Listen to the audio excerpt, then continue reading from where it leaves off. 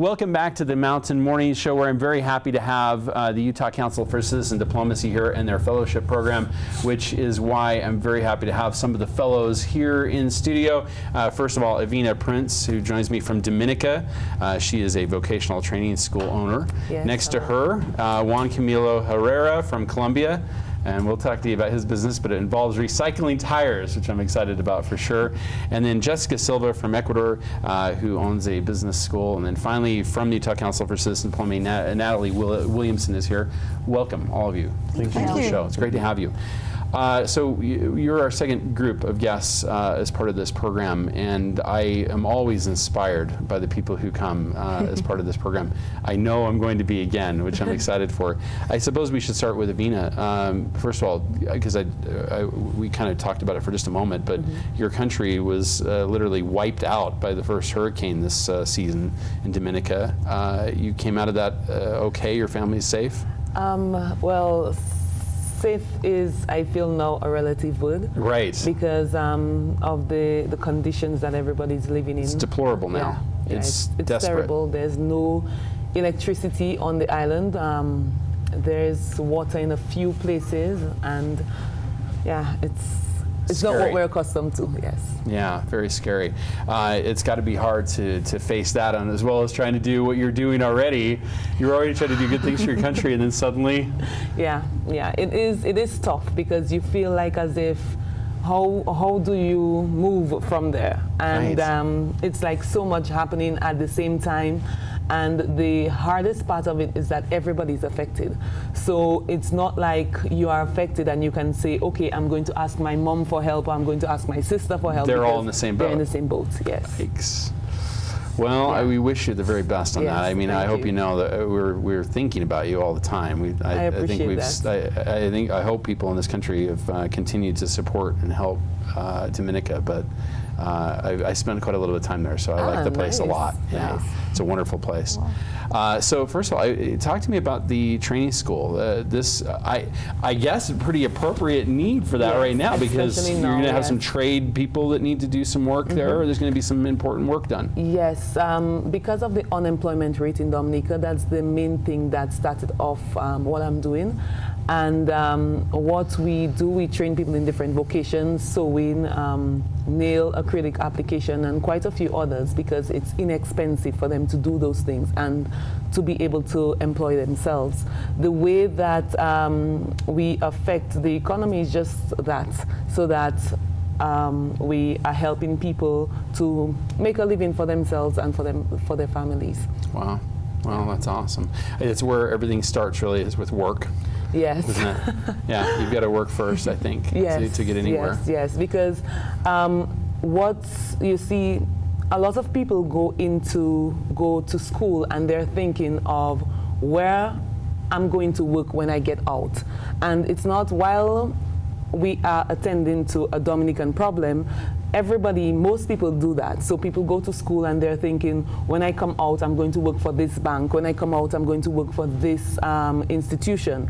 But the whole concept behind Royal Globe Inc. is that you go to school and you're thinking, when I come out, I am going to have people working for me.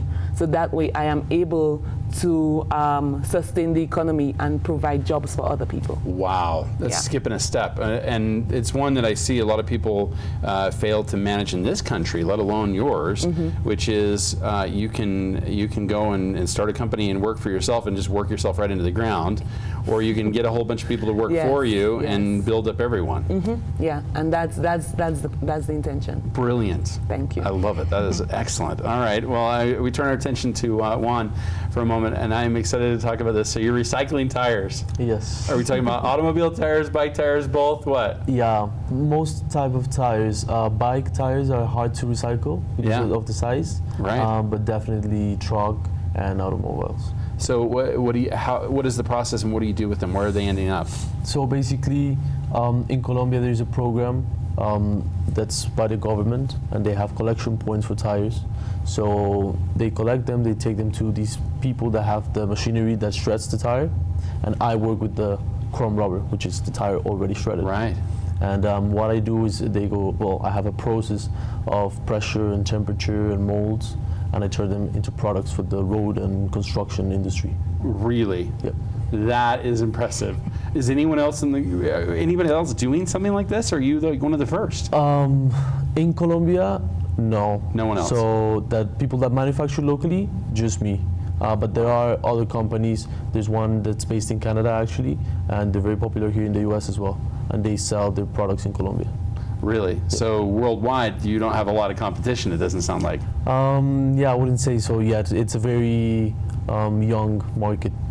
And it's an exciting one because we have nothing but tires around. Definitely. There's tires laying around everywhere. Definitely. And I remember when I was a kid, a tire fire near my home, and I mean it's hard. You can't put it out. Are you from Virginia? No, I'm from here, but there was Okay. one here that was pretty intense. But I remember the Virginia one you're speaking of. Yeah. There's lots of used tires out there. Is this? I take it this is very sustainable and renew. I mean, we obviously know you're renewing it, but I'm saying from the business perspective, is there enough money in this that a big industry wants to get into this? There is definitely, because the recycling movement and the green movement in general is very, very, it's uprising, in every country and in Colombia. I'm thrilled to hear Colombia is onto this. That is amazing. Yep. Wow, I am so excited to hear more about this. I want to. Can I invest in you yet? Are you public? I'm not, but eventually. Yeah, I'm will. telling you, that's one of the first places I'm putting my money. That is Thank you. brilliant. Wow. Thank you. Okay, very exciting. Jessica, so talk about your business school a little bit. Okay, 2 years ago I founded Play Business School. It's a we apply gamification as a methodology to learn fast and easy. We work with gamification. Okay, explain. Give me a little more detail on that. Okay, gamification is like a methodology with games Really? for entrepreneurs to learn Oh as my. an easy methodology. Okay, my son particularly into this particular world, but I'm not familiar at all. So when it comes to the connection between the two and building from the one to the other, talk about that. How do you build from the gaming part to the business sector? We work with entrepreneurs, tech entrepreneurs, so they need skills for Right. run the business. So we help entrepreneurs with game skills, like game methodology, like for example, the playing of hats with colors. So there's an easy methodology to empathize with persons. Wow. So we're talking about right down to the very basics of the programming as well. Yeah. That's pretty impressive. Okay, I'm very excited about that. Is this something you always thought you wanted to do? Is this something that you broke into just recently? No, 2 years ago, and we want to grow with the business, so we are Wow. doing that. And your experience here since you got here, talk about that for a moment. How long have you guys been here so far? Just About 3 weeks. about 3 3 weeks. weeks. 3 weeks. So I'm assuming you've been out to some of the businesses here that do something similar? Yes, Can you talk about that? And my placement is Boom Startup. It's an acceleration program. So I am working in my own business with my own acceleration plan for Play Business School. That's great. Yeah. I love this. And I guess we should ask each of you this question. The experience here. Juan, have you met some other people in kind of your trade, so to speak? Yes, I have. So right now I'm working with a company that's called EcoGreen, and what they do is they manufacture the machinery that shreds the tire. So we complement very well the company. I'll say you need a bunch of those machines. Yes, well, eventually I will. Yes, Yeah. when I grow up. So yeah, that's what I'm aiming for, and eventually in the future we could make an alliance or make business with EcoGreen. I'm sure they're probably pretty excited about that idea, right? Were they pretty warm to receiving you and meeting you? Well, yes, they actually told me that at the moment they were looking for people that made, or companies that made products in rubber with added value, which is exactly what I do. Wow. Now, I got to tell you, I got a buddy in Colorado who will take all the bike tires for you.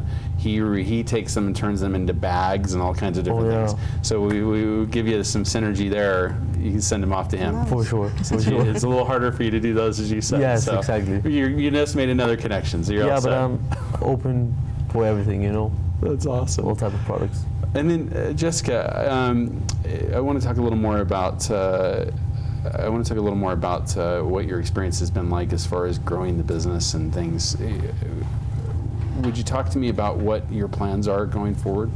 I'm going to create my business here in the States the next week. I have a partner here. He's from India, but is living in New York, and he just on board to my company. So he's going to help us to develop our business. That's a great opportunity for us to be here in the program, and now we want to grow. So we are excited to make That's awesome. big things. Yeah. Avina, your experience so far here, have you met some people that have some similar work as to what you guys do as far as the trades and things? Well, not as far as the trades as yet. Next week I do have a few appointments that I am hoping to go to. But while I've been here, I've been working with Cotopaxi. And nice. one of the things that my company does as well is make clothing. And I think it's important to do that. The Because textiles industry is one of the first and most important in Yes. this world. Yes. So what happens is, because we're teaching people that, hey, you can actually do some of these things and go and support yourself and your family, then it's important for me to actually show them that I'm doing it as well. And being with Cotopaxi helps me to see exactly how I can expand the clothing section of the business, so that the intention is, even when I go back home, when I can, to actually have my own clothing brand, and well, maybe not sell to the US yet, but how I can export to neighboring islands. Which oftentimes is actually where it's most lucrative, and Yes. frankly helps those countries too. Yes, yes. Sometimes we always think, we think everybody wants to sell to us in this country, and while that's, I'm sure, true, it often For makes more sense us- to do it locally. For us, because of the proximity of the other islands, Yeah. and because of the limitations of just exporting things into everywhere else, Yeah. then it's easy. It's much easier for us. Yeah, I don't think people realize there's not container ships rolling up to Dominica. All right, let's take a quick break. We're going to come back. I'm going to talk with Natalie a little more about what the Utah Council for Citizen Diplomacy hopes to have happen with these great programs. We'll be right back.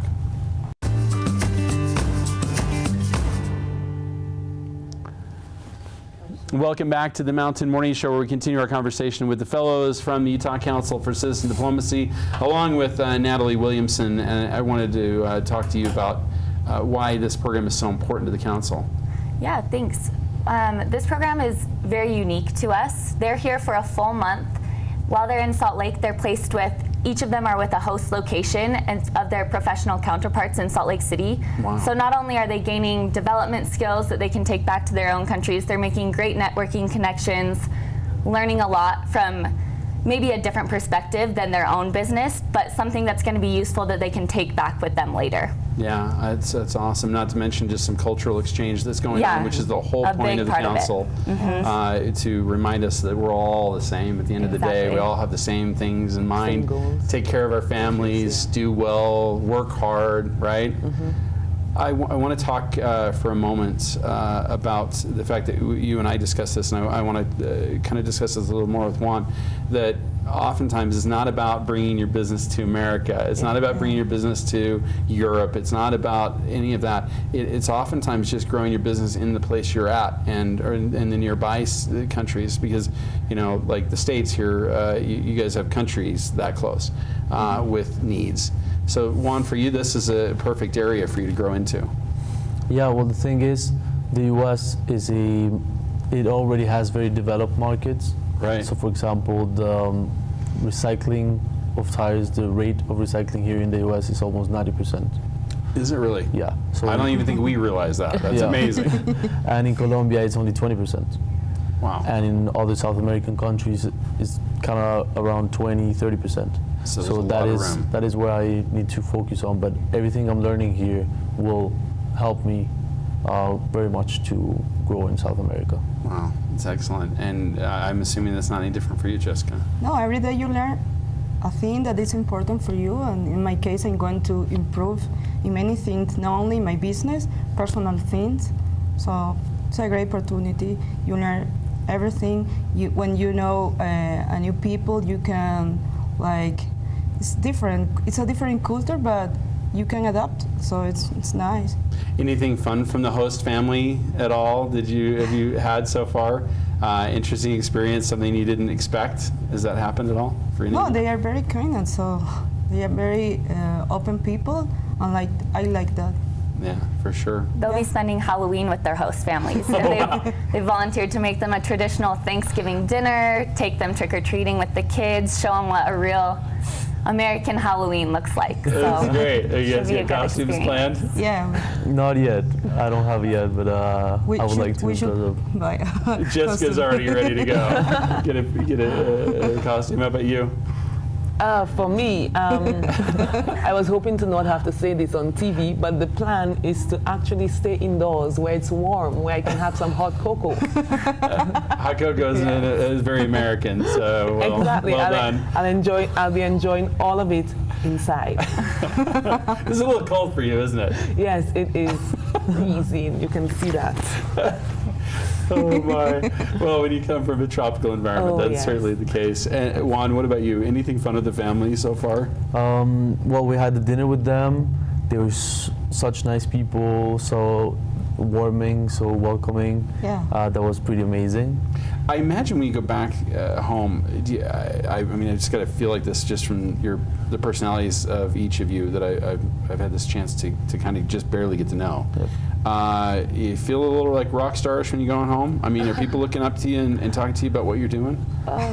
We've definitely had more attention than we Yeah. expected to, like these type of opportunities, but not like a rock star. You know, we stay humble. We're entrepreneurs, humble entrepreneurs. Okay, keeping it humble? Yeah. Yeah. All right, I was going to call your local TV station to get them on it, but well, maybe we'll let them chill a little bit.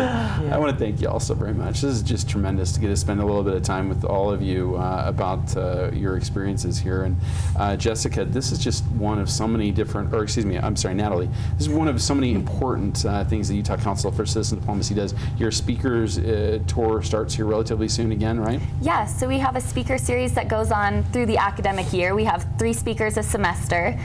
We had Shihana Al-Azaz come from Saudi Arabia. She's one of the first women lawyers. We actually have one coming up pretty soon.